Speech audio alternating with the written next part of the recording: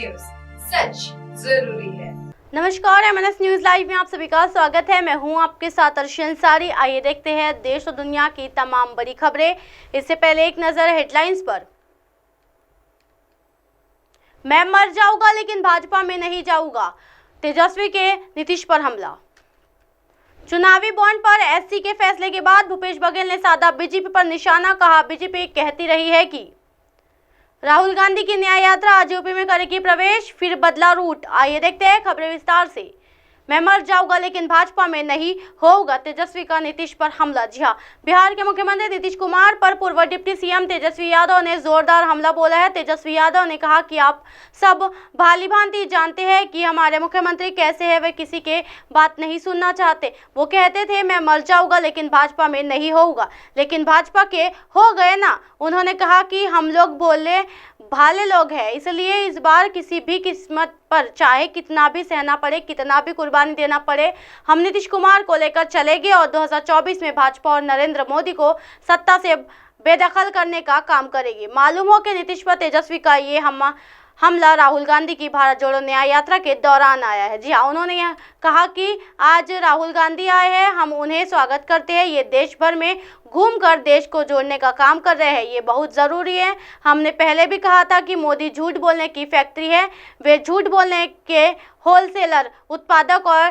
Distributor है। तेजस्वी यादव ने कहा कि हमारे प्रदेश के थके हुए मुख्यमंत्री कहते थे अपने बाप के घर से पैसा लाएगा नौकरी देने के लिए। 4 महीने में लाखों लोगों को रोजगार देने का काम हमने किया। बिहार की जनता उन्हें जान चुकी है। गौरव करने वाली बात यह है कि तेजस्वी यादव का जब से नीतीश कुमार से साथ छूटा है, तब से नीतीश कुमार तेजस्वी यादव के टारगेट्स पर रहते हैं।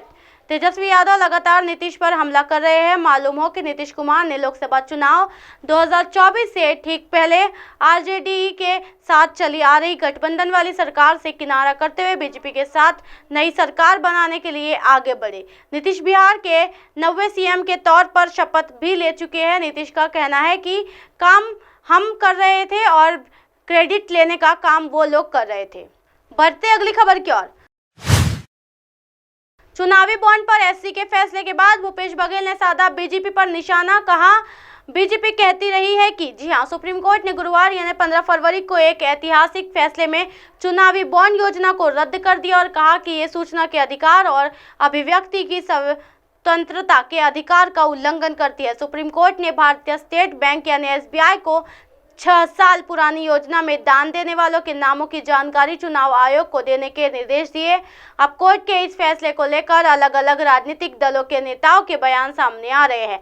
इस बीच छत्तीसगढ़ के पूर्व सीएम भूपेश बघेल ने चुनावी बॉन्ड योजना को लेकर बीजेपी पर जोरदार हमला बोला है। जी हाँ, छत्तीसगढ़ के मुख्यमंत्री भूपेश बघेल ने बात करते हुए चुनावी बॉन्ड योजना पर सुप्रीम कोर्ट के फैसले को लेकर कहा कि बीजेपी कहती रही है कि उनके खिलाफ कोई आरोप नहीं लगा।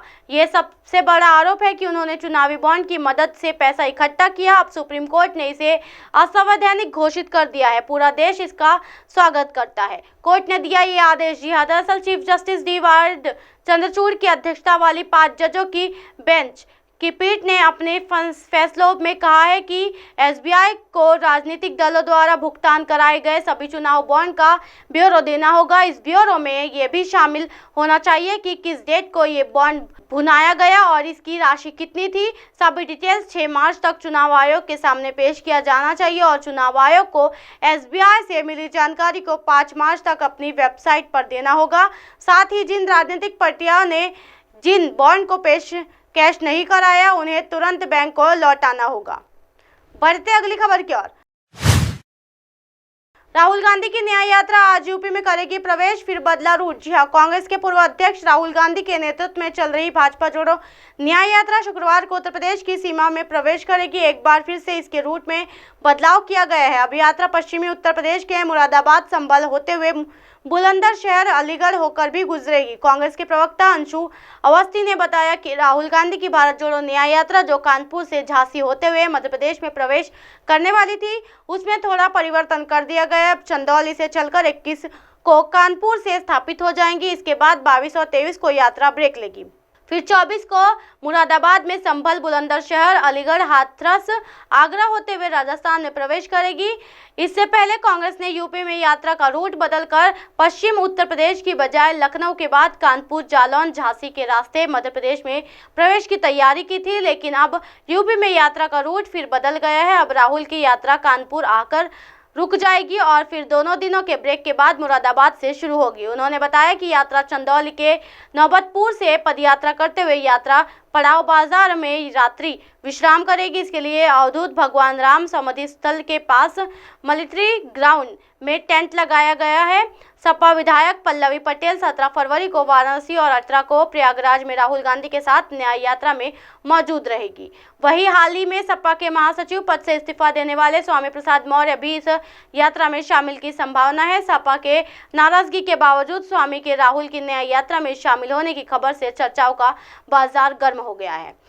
इसी तरह की दिन भर की तमाम बड़ी खबरों से फिर कराऊंगी आपका रूबरू। तब तक के देखते रहिए एमएनएस न्यूज नेटवर्क। मेरे साथ यानी अर्शी अंसारी के साथ नमस्कार।